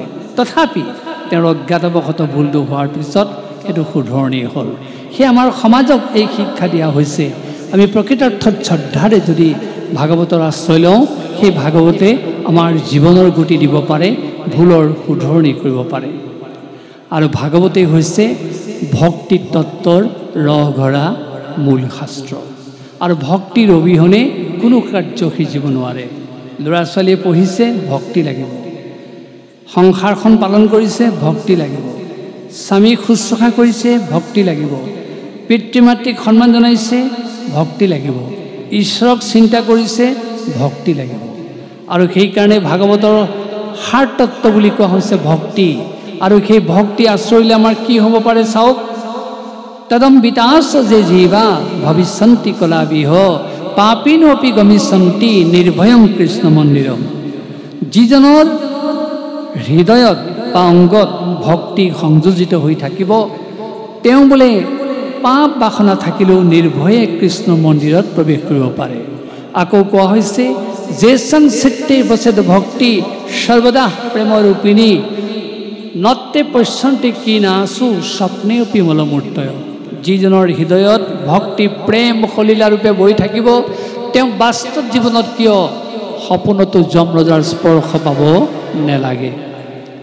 আকৌ কোৱা হৈছে ন প্ৰেত ন পিশাচেষু ৰাক্ষসেষু অসুৰানাম ভক্তিযুক্ত মনস্কানাং স্পৰ্শনেন প্ৰভুৰ ভৱেৎ। যিজনে ভক্তিক সাৰোগত কৰি ল'ব তেওঁক ৰাক্ষস পিশাচ দৈত্য দানৱে স্পৰ্শ কৰিব নোৱাৰে। আপোনালোকৰ মনত প্ৰশ্ন হ'ব পাৰে আমাৰ সমাজ জীৱনত ৰাক্ষস পিশাচ দৈত্য দানৱ কোনবিলাক? আমি পোনে পোনে দেখা নাপাওঁ কিন্তু ভানত দেখা পাওঁ। ৰূপসজ্জা কেশসজ্জা সাজসজ্জাৰে যেতিয়া উত্ৰাৱল হৈ এটা ভাৱৰীয়া প্ৰৱেশ কৰে আমি কৈ দিব পাৰোঁ ইয়াৰ দৈত্য ইয়াৰ দানৱ এয়া অসুৰ। কিন্তু আমাৰ সমাজত দৈত্য দানৱ কোন? আমিতো তেনেকুৱা কেশসজ্জাৰে সাজসজ্জাৰে কেতিয়াও তেওঁলোকক আমি পৰিচয় কৰি পোৱা নাই। কিন্তু আমাৰ মাজতো দৈত্য দানৱ আছে অসুৰ আছে। কোনবিলাক? যিজনে নিজৰ 84 লক্ষ জীৱন দিয়াৰ পিছত পিতৃ মাতৃক খালত পেলাই থৈ আহিবলৈ কুণ্ঠাবোধ নকৰে। নিজৰ পিতৃ মাতৃক ক'ৰবাত অকলশৰীয়াকৈ এৰি থৈ আহিবলৈ তেওঁ কোনো চিন্তা নকৰে। সেইজন দানৱ সেইজন অসুৰ। নিজৰ মাতৃ সমা এগৰাকী নাৰীক কেৱল পশুবৎ চিন্তাৰে সম্ভোগ কৰি তেওঁ ক'ৰবাত খালত পেলাই থৈ আহিব সেইজনো দৈত্য সেইজনো দানৱ। ঠিক তেনেকৈ যিজনে কেৱল আনক অহিত চিন্তা কৰি নিজৰ সুখে থকাৰ বাসনা পুহি ৰাখিব সেইজন পিশাচ। গতিকে আমি দৈত্য দানৱ পিশাচ আমাৰ সমাজত কোন আছে আমি তেনেকৈ চিনাক্তকৰণ কৰিব পাৰোঁ। গতিকে আমি যদি ভক্তিৰ আশ্ৰয় লওঁ এই ভক্তিয়ে আমাৰ ৰাক্ষস পিশাচ দৈত্য দানৱৰ ৰূপটো নাইকিয়া কৰি দিব। আমাক সুন্দৰ এটা পৰিৱেশলৈ লৈ আহিবলৈ আমাক এটা সুযোগ দিব। গতিকে সেয়ে ভক্তিৰ মাহাত্ম্য আছে ভাগৱতৰ মাহাত্ম্য আছে। আকৌ কোৱা হৈছে প্ৰলয়ং হি গমিষ্যন্তি শ্ৰীমদ ভাগৱত ধ্বনি কলিৰ দুছে ইমে শব্দে সিংহ শব্দাত বৃকাইব। যেনেকৈ হাবিত থকা সিংহৰ শব্দ শুনাৰ লগে লগে হাতী মদমত্ত হাতী পলায়ন কৰে তেনেকৈ ভাগৱতৰ ধ্বনি য'ত উত্থাপিত হয় তাৰ পৰা বোলে মহাপ্ৰলয় নাইকিয়া হৈ যায় কলিৰ দুখ আঁতৰি যায়। আপোনালোকে লক্ষ্য কৰিব ইয়াৰ পিছতো দেখোন আমি প্ৰবল ধুমুহা বতাহ বৰষুণ মহাপ্ৰলয়ৰ সন্মুখীন হওঁ। ইয়াৰ পিছতো দেখোন কলিৰ দুখে আমাক স্পৰ্শ কৰি আছে। কিহৰ কাৰণে ক'ব লাগিব? ভাগৱত আমি অনুষ্ঠান কৰিলোঁ সঁচা, কীৰ্তন কৰিলোঁ সঁচা, শুনিলোঁ সঁচা, তাক নিষ্ঠাৰে সেই কথাবিলাক প্ৰতিফলন ঘটোৱাৰ ক্ষেত্ৰত ক'ৰবাত আমি ব্যৰ্থ হৈছোঁ। যাৰ কাৰণে মহাপ্ৰলয় আমি নাইকিয়া কৰিব পৰা নাই, যাৰ কাৰণে কলিৰ দোষ স্বভাৱ আমি বিদূৰিত কৰিব পৰা নাই। যদি সেইটোৰ প্ৰতি আমি সতৰ্ক হওঁ এনে কায়িক লেখ কৰা অনুষ্ঠানে আমাক নিশ্চয় এটা সাৰ্থক ৰূপ প্ৰদান কৰিব। অৰ্থাৎ প্ৰতিফলনৰ ক্ষেত্ৰত আমি বিশেষ গুৰুত্ব দিবই লাগিব। আৰু এই ভাগৱত শ্ৰৱণ কীৰ্তন কৰিলে কি হয় চাওক। কামং ক্ৰোধং লোভং মানম মচ্ছৰম এবস্য দম্ভ দৈশ্য মোহস্য দূৰস্য কথাব্ৰতী। যিজনে নিষ্ঠাৰে ভাগৱত কথাত ব্ৰতী হ'ব তেওঁৰ অন্তৰৰ পৰা অনায়াসে কাম ভাৱ ক্ৰোধ লোভ মোহ মদ মাশ্চৰ্য মানে পৰশ্ৰীকাতৰতা লোকৰ দেখিব নোৱাৰা হোৱা অৱস্থা দম্ভ দৈশ্য মোহ ভাৱ নাইকিয়া হ'ব। কোনেও বেয়া নাপাব। ইয়াত হয়তো নহ'ব। বহু ঠাইত আমি দেখা পাওঁ 7 দিন ভাগৱত শুনিলে তাৰ পৰা গৈ স্বামীজনে স্ত্ৰীৰ লগত তুমুল কাজিয়া আৰম্ভ কৰিলে। ক'ব লাগিব সেইজন ব্যক্তিয়ে ভাগৱত শুনাৰ পিছত ভাগৱতে তেওঁক ক্ৰিয়া কৰা নাই। কাৰণ ভাগৱতে কৈছে কাম ক্ৰোধ নাইকিয়া হ'বই নিষ্ঠাৰে ভাগৱত শুনাৰ পিছত। তেওঁ যদি নিজৰ ধৰ্মপত্নীৰ লগতে কাজিয়া কৰিলে ক্ৰোধ ভাৱ উৎপন্ন হ'ল ভাগৱতে তেওঁক ক্ৰিয়া কৰা নাই। কাষৰ ঘৰটো দেখিয়ে যদি তেওঁ পৰশ্ৰীকাতৰতা আৰম্ভ কৰিলে হিংসাত যদি তেওঁ তেনেদৰে দপদপাই থাকিলে ক'ব লাগিব তেওঁক ভাগৱতে ক্ৰিয়া কৰা নাই। আৰু গৈয়ে যদি তেওঁ পৰস্ত্ৰী বাসনাত লালায়িত হ'ল ক'ব ক'ব লাগিব তেওঁ ভাগৱতী ক্ৰিয়া কৰা নাই। কাৰণ কামং ক্ৰোধং লোভ মোহ দম্ভ দৃশ্য এই সকলোবিলাক ভাগৱত ধ্বনিৰে নাইকিয়া কৰিব পাৰি। গতিকে আমি বাস্তৱ জীৱনত এই কথাবিলাক চিন্তা কৰাটো প্ৰয়োজন আছে, আৰু তেতিয়াহে ভাগৱতে আমাক সঁচা অৰ্থত ক্ৰিয়া কৰিব। এই ভাগৱতৰ যিটো মূল ভক্তিতত্ত্ব, এই ভক্তিতত্ত্বৰ এটা সাধু কথাৰে আমাৰ কথাখিনি আজি সামৰণি মাৰিম। অৰ্থাৎ সাধু কথা কোৱাৰ আগতে আমি এই কথাটো পুনৰ কৈ ল'বলৈ বিচাৰিছোঁ যে ভক্তি আমাৰ জীৱনৰ অবিচ্ছেদ্য অংগ। ভক্তিৰ যোগেদিহে আমি সকলো কাৰ্য সাধন কৰিব পাৰোঁ। এই ভক্তিৰ এটা মনোৰম সাধু কথা হ'ল এনেধৰণৰ। নাৰদ ঋষি বৈকুণ্ঠলৈ গৈ আছিলে। যাওঁতে দুজন ব্যতিক্ৰমী চৰিত্ৰৰ মানুহে তেওঁক লগ পালে। দুইজনেই একেটা প্ৰশ্নকে কৰিলে। প্ৰথমজন আছিল ভকত। তেওঁ নাৰদ ঋষিক দেখি সুধিলে, নাৰদ, তুমি কোনফালে যোৱা? নাৰদে ক'লে, মোৰ সদায় যিটো মোৰ নিয়মীয়া পথ, মই বৈকুণ্ঠলৈ যাওঁ। খুব ভাল কাম কৰিছা। তুমি বৈকুণ্ঠলৈ গৈতো নিশ্চয় ঈশ্বৰক লগ পাবা। বোলে হয়, লগ পাম। তুমিতো ঈশ্বৰৰ লগত বহু কথা পাতা। বোলে পাতোঁ। আজি মোৰ হৈ তুমি এটা প্ৰশ্ন অৱতাৰণা কৰিব লাগিব, তাত পাৰিবানে? নাৰদে ক'লে, পাৰিম। কি প্ৰশ্ন তোমাৰ? তে ভকতগৰাকীয়ে ক'লে, মই অনবৰতে প্ৰভুৰ নামত ৰাম ৰাম ৰাম কৃষ্ণ কৃষ্ণ এই শব্দ উচ্চাৰণ কৰি মই প্ৰভুৰ নামকে লৈ আছোঁ। তুমি তেওঁক সুধি দিব লাগে, মোৰ মুক্তি কেতিয়া হ'ব? নাৰদে ক'লে, বাৰু অকণমান সময় ৰ'বা, মই তাৰ পৰা ঘূৰি আহোঁতে তোমাক উত্তৰটো দিম। নাৰদ গুচি গ'ল। কিছু দূৰ যোৱাৰ পিছত আকৌ এজন বলীয়া মানুহে লগ পালে। অৰ্থাৎ ঠিক তেনেকুৱা বলীয়া নহয়, কিন্তু কথাৰ কোনো লাগ বান নাই। সেইজনেও সুধিলে, তাৰমানে তেওঁৰ চেঞ্চটো আছে, কথাৰহে খালি লাগ বান নাই। নাৰদক সুধিলে, নাৰদ, তুমি কোনফালে যোৱা? তেওঁকো চিনি পাইছে। তাৰপৰা ক'লে, বোলে মই বৈকুণ্ঠলৈ যাওঁ। তুমিতো বোলে ঈশ্বৰক লগ পাবা। বোলে লগ পাম। বোলে মোৰ হৈ আজি তুমি প্ৰশ্ন এটা কৈ দিবাচোন ঈশ্বৰক। বোলে কি? সেই ভকতজনে সোধাৰ দৰে সুধিলে যে মোৰ মুক্তি কেতিয়া হ'ব? নাৰদৰ হাঁহি উঠিলে। যেনে তেনে মুখখন টেপা মাৰি হাঁহিটো ৰাখিলে। দুইজনৰ পৰাই বিদায় লৈ আকৌ খোজ দিলে। গৈ গৈ গৈ গৈ বৈকুণ্ঠ পালেগৈ। প্ৰভুৰ কাষ চাপিলে। প্ৰভুক ক'লে, প্ৰভু, আজি মই হাঁহিত থাকিব পৰা নাই। তাক কৈছে, কি হৈছে তোমাৰ? তুমি ইমান উৎফুল্লিত হৈ আহিছা? বোলে নহয়, মোৰ মূল কথাটো হ'ল, তোমাৰ ওচৰলৈ আহিছোঁ বুলি গম পাই দুজন ব্যতিক্ৰমী চৰিত্ৰৰ মানুহে মোক প্ৰশ্ন কৰিলে, কিন্তু প্ৰশ্নটো একেটা প্ৰশ্নকে কৰিছে। মইতো জনা নাই তেওঁলোকে দুয়োটাই একেটা প্ৰশ্ন কৰিব বুলি। আৰু প্ৰশ্নটো বোলে অদ্ভুত প্ৰশ্ন। বোলে কি প্ৰশ্ন? তেওঁলোকে সুধিছে, বোলে মোৰ মুক্তি কেতিয়া হ'ব? মোৰ মুক্তি কেতিয়া হ'ব? হয় নেকি? তেতিয়া ভগৱানে নাৰদক ক'লে, তুমি কাৰ প্ৰশ্ন প্ৰথমে কেতিয়া শুনিলা, দ্বিতীয়ত কাৰ শুনিলা, কোৱাচোন বাৰু, সবিশেষ বুজাই কোৱা মোক। তেতিয়া নাৰদে ক'লে যে মই প্ৰথম লগ পোৱাজন আপোনাৰ ভকত। ভকতজনে মোক কৈছে, তুমি প্ৰভুক সুধি দিবা মোৰ মুক্তি কেতিয়া হ'ব, কাৰণ মই অনবৰতে প্ৰভুৰ নাম লৈ আছোঁ। বোলো হয় নেকি? তাৰপিছত অকণমান গৈ বোলে মই এজন বলীয়া মানুহ লগ পালোঁ। এতিয়া বলীয়া মানুহজনে একেটা প্ৰশ্নই ক'লে যে প্ৰভুক সুধি দিবা মোৰ মুক্তি কেতিয়া হ'ব। তেতিয়া ভগৱানেও হাঁহি হাঁহি ক'লে, তুমি আজি ভাল প্ৰশ্নটো লৈ আহিছা। বাৰু নাৰদ, এইটো উত্তৰ মই তোমাক পোনে পোনে নিদিওঁ। তুমি মোৰ কথা এটা তেওঁলোকক কৈ দিবা, তাৰপিছত সেই উত্তৰটো তুমি নিজেই ল'ব পাৰিবা।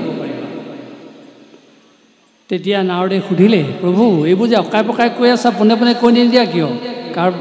মুক্তি কেতিয়া হ'ব বোলে নহয় এই কথাটো যদি মই পোনে পোনে কওঁ তোমাৰ কৌতূহলটো নিবৃত্তি নহ'ব সেইকাৰণে বোলে মই তোমাক এটা কথা ক'ম সেইটো তুমি কৈ দিলেহে তোমাৰ কৌতূহল নিবৃত্তি হ'ব তেতিয়া তুমি ভালকৈ হৃদয়ংগম কৰিব পাৰিবা কাৰ মুক্তি কেতিয়া হ'ব লাগে তেতিয়াহ'লে কওক আপুনি তেতিয়া ভগৱানে ক'লে নাৰদ তুমি দুইজন ব্যক্তিকে মাত্ৰ এই কথাটো কৈ দিবা যে প্ৰভুৱে এতিয়া এটা বেজীৰ বিন্ধাত এটা হাতী সোমাবলৈ চেষ্টা কৰি আছে নাৰদৰ বহুত হাঁহি উঠিলে কৈছে প্ৰভু তুমি মোক আওপকীয়াকৈ ক'লা পোনে পোনে কোৱা হ'লে ভাল আছিলে নহয় নহয় তুমি নিজে পাবা লৈ যোৱা মোৰ কথাখিনি লৈ যোৱা আহিল নাৰদ আকৌ এমুকুৰা হাঁহি মাৰি আহি আহি আহি আহি প্ৰথম সেই ভকতজনৰ ওচৰ পালেহি ভকতজনে অত্যন্ত উদ্বিগ্নতাৰে সুধিলে কি হ'ল নাৰদ মোৰ প্ৰশ্নটোৰ উত্তৰ আনিলানে তেতিয়া নাৰদে হাঁহি হাঁহি ক'লে উত্তৰটো মই আনিলোঁ কিন্তু তোমাৰ মুক্তি কেতিয়া হ'ব মোক প্ৰভুৱে পোনে পোনে নক'লে মোক মানে এটা কথাহে কৈ পঠালে কি ক'লে প্ৰভুৱে ক'লে যে এতিয়া মই বৰ ব্যস্ত তেওঁলোকৰ কথা উত্তৰ দিবলৈ মোৰ সময় নাই মই এটা বেজীৰ বিন্ধাত হাতী এটা ভৰাবলৈ চেষ্টা কৰি আছোঁ সেই কথাটোকে কৈ দিবা সেইকাৰণে মই তোমাক কথাটো অৱগত কৰিলোঁ তেওঁ এতিয়া বৰ ব্যস্ত হাতী এটা বেজীৰ ৰন্ধ্ৰটোত সোমাবলৈ চেষ্টা কৰি আছে তেতিয়া ভকতজনে কি উত্তৰ দিলে জানে তেতিয়া ভকতজনে ক'লে মই সদায় সেই ভগৱানৰ নামত ধূপ চাকি লগাই আছোঁ ৰাম কৃষ্ণ কৈ আছোঁ অনবৰতে নাম লৈ আছোঁ আৰে মূৰলৈ পিঠি দি পেলাই এটা অলাগতিয়াল কামত ভগৱান ব্যস্ত হৈছে এজন কেনেকুৱা ভগৱান এইজনক আজি বাৰু ৰামকৃষ্ণ বুলিবলৈ নাই বেজী বিন্ধাত মই হাতী সোমাব পাৰেনে সেইটো কামত লাগি আছে আৰু মোৰ কথাটো উত্তৰ দিবলৈ তেওঁৰ সময় নাই নাৰদ তাৰ পৰা গুচি গ'ল গৈ বলিয়া মানুহজনৰ ওচৰ পালেগৈ এতিয়া বলিয়া মানুহজনেও একে উদ্বিগ্নতাৰে সুধিলে নাৰদ মোৰ প্ৰশ্নটোৰ উত্তৰ আনিছা আনিছোঁ আনিছোঁ তেতিয়া বলিয়া মানুহজনেও সুধিলে নাৰদক তুমি মই কোৱা প্ৰশ্নটো যথাযথভাৱে প্ৰভুৰ ওচৰত ক'লা নাৰদে ক'লে ক'লোঁ কি উত্তৰ দিলে বোলে প্ৰভুৱে বৰ ডাঙৰ কথা এটা ক'লে বোলে এতিয়া তেওঁ আৰু তোমালোকৰ উত্তৰ দিবলৈ সময় নাই তেওঁ ডাঙৰ কাম এটাত ব্যস্ত হৈ আছে বলিয়াজনে সুধিলে কি কাম বোলে এটা বেজীৰ বিন্ধাত হাতী এটা সোমাবলৈ চেষ্টা কৰি আছে তেতিয়া বলিয়াজনে কি ক'লে জানে তেতিয়া বলিয়াজনে ক'লে যাৰ বুকুৰ প্ৰতিটো নোমত কোটি কোটি ব্ৰহ্মাণ্ড বিৰাজমান যিজনে সৃষ্টি স্থিতি লয় কাৰ্য পলকতে চকুৰ নিমিষতে সংঘটিত কৰিব পাৰে এই বেজী বিন্ধাত হাতী সোমোৱাটো তেওঁৰ কাৰণে এটা কাম নে তেতিয়া নাৰদে কৈ পেলালে সঁচা এওঁৰ মুক্তি আগত হ'ব কাৰণ তেওঁ ভগৱন্তৰ তত্ত্ব উপলব্ধি কৰিছে তেওঁ ভক্তি মাৰ্গত উপনীত হৈছে সেয়া আমাক কোৱা হৈছে কোনো বেয়া নাপাব আমি হয়তো ভকতৰ বেশ পিন্ধিছোঁ ভকতৰ ভাৱেৰে আমি নাম গুণ গাইছোঁ ভকতৰ কৰ্ম কৰিছোঁ কিন্তু তাৰ মাজত এই অকপট ভক্তিভাৱ লাগিবই ঈশ্বৰ চিন্তাৰ প্ৰতি তেওঁ দ্ৰৱীভূত হ'ব লাগিবই ঈশ্বৰ কোন এই তত্ত্ব উপলব্ধি কৰিব লাগিবই সেই ভকতজনে যেনেকৈ ক'লে যে মই তেওঁৰ নামতেই বলিয়া হৈ আছোঁ অথচ তেওঁ এটা অসাধ্য কাম কৰি মোৰ ফালে পিঠি দিছে এই ভাৱ যাতে কোনেও গ্ৰহণ নকৰে আৰু যিজন ভকতে সঁচাকৈ তেওঁৰ তত্ত্ব উপলব্ধি কৰিব পাৰে বলিয়া হ'ব পাৰে সেই মানুহজনৰ দৰে ভক্তি তত্ত্বত নিমজ্জিত হৈ ভগৱন্তক যি বুজি পায় সেইজনে সঁচাকৈয়ে মুক্তি সান্নিধ্যতে লাভ কৰিব সেয়ে আমি ক'ব খোজোঁ ভক্তি হৃদয়ৰ বস্তু মগজৰ বস্তু নহয় ইংৰাজী বাক্য গাব নাপায় কিন্তু এই ভাগৱত ক্ষেত্ৰত ইংৰাজী বাক্য তাৰ লোভ সামৰিব পৰা নাই গাইছোঁ অপৰাধ নধৰিব A religious and spiritual spirit is the greatest and most immediate in human life. It is not grapes by the brain, it is hard grapes. অৰ্থাৎ জীৱনত আটাইতকৈ যদি শ্ৰেষ্ঠ আৰু লাগতিয়াল সম্পদ আছে সেয়া হ'ল আধ্যাত্মিক চিন্তা, ঈশ্বৰমুখী চিন্তা, ধৰ্মৰ প্ৰতি থকা যথোচিত শ্ৰদ্ধা। কিন্তু এই আধ্যাত্মিক চিন্তা, ঈশ্বৰমুখী চিন্তা, ধৰ্মৰ প্ৰতি থকা শ্ৰদ্ধা মগজৰ বস্তু নহয়। It is not grabs by the brain, it is heart grabs. ইয়াক মগজে ধৰি ৰাখিব নোৱাৰি, এয়া হৃদয়ৰ বস্তু। আমি হৃদয়েৰেহে ভক্তিৰ প্ৰতিফলন ঘটাব পাৰোঁ। আহক এই 3 দিনীয়া ভাগৱত কাৰ্যসূচী শ্ৰৱণ কীৰ্তন কৰাৰ পিছত আমি সকলোৱে এই হৃদয়ৰ মাজত প্ৰকৃত ভক্তিক স্থাপন কৰিবলৈ আগবাঢ়োঁ। আৰু এনে ভাৱত যদি আপোনালোক উদ্বুদ্ধ হয়, দেখিব আপোনালোকৰ জীৱন সুন্দৰ হৈছে, ঘৰ সুন্দৰ হৈছে, সংসাৰ সুন্দৰ হৈছে, সমাজ সুন্দৰ হৈছে। আমি আশা কৰিম অসমত বহুত ভাগৱতৰ অনুষ্ঠান অনুষ্ঠিত হৈছে। এই দীপক বৰাৰ সৌজন্যত তেখেতৰ গৃহৰ সন্মুখত এই চিলাপথাৰত যি 3 দিনীয়া কাৰ্যসূচীৰে ভাগৱত অনুষ্ঠান অনুষ্ঠিত কৰা হ'ল, ই এক গতানুগতিক ভাগৱত অনুষ্ঠান নহয়। এই ভাগৱত অনুষ্ঠানৰ যোগেদি ইয়াত থকা সকলোৱে এই তত্ত্ব প্ৰতিফলন ঘটাই সমাজৰ পৰা ব্যভিচাৰ, অপৰাধ, প্ৰৱণতাৰ ভাৱ নাইকিয়া কৰিব আৰু সকলো একত্ৰিত হৈ সকলোৱে ঈশ্বৰৰ চৰণত নিজকে আত্মসমৰ্পণ কৰিব। সেইদিনা হওক, এনে আশা ৰাখি আপোনালোক সকলোলৈকে পুনৰবাৰ ভক্তি ভৰা শ্ৰদ্ধা বঢ়াই আমাৰ কথাখিনি সামৰি মাৰিছোঁ। সৰ্বে ভৱন্তু সুখিনঃ, সৰ্বে সন্তু নিৰাময়া, সৰ্বে ভদ্ৰাণি পশ্যন্তু, মা কস্যচিৎ দুঃখভাগ ভৱেৎ। নমস্কাৰ।